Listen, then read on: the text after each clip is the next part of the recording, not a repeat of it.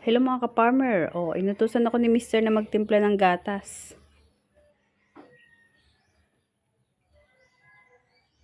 Yan. Pinuno ko na yung bote.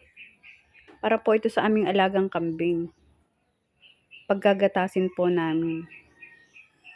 Tara, samahan niyo ako. Ayun na po yung ating paggagatasin. Pasok tayo sa loob.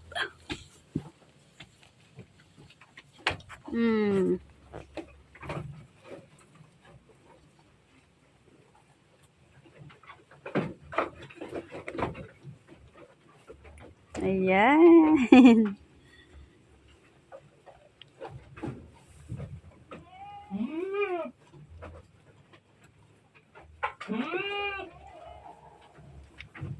Konti-konti lang po siyang dumede, pero mamaya po ubos na ito.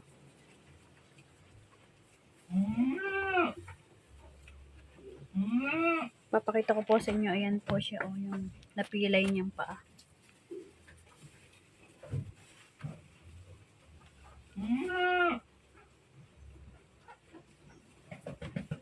Naasukalan mo ba?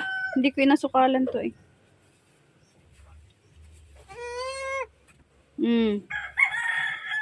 Hindi na.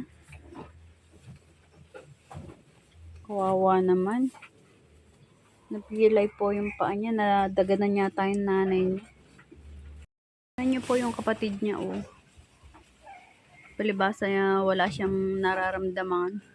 Wala siyang pilay. Nakikiagaw na dun sa nanay. Siya po, ito. Parang naanuhan na naman siya. Napag-iwanan sa paglaki.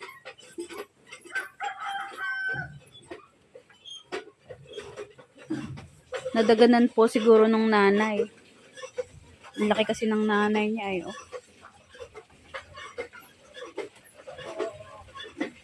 Hintayin po natin si Mister.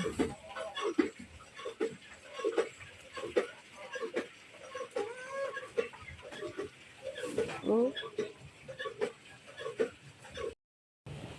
Doon ka sa taas.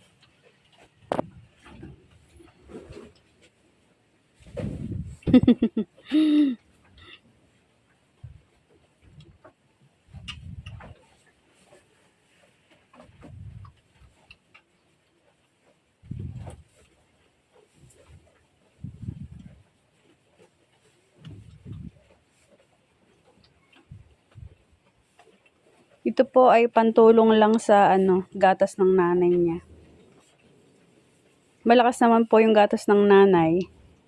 Kaso nga lang, yung isa kasi na pag-iiwanan, gawa ng pilay niya. Itong isa malakas maggatas. Ito po yung walang pilay. Nakikiagaw na rin dun sa kapatid niya.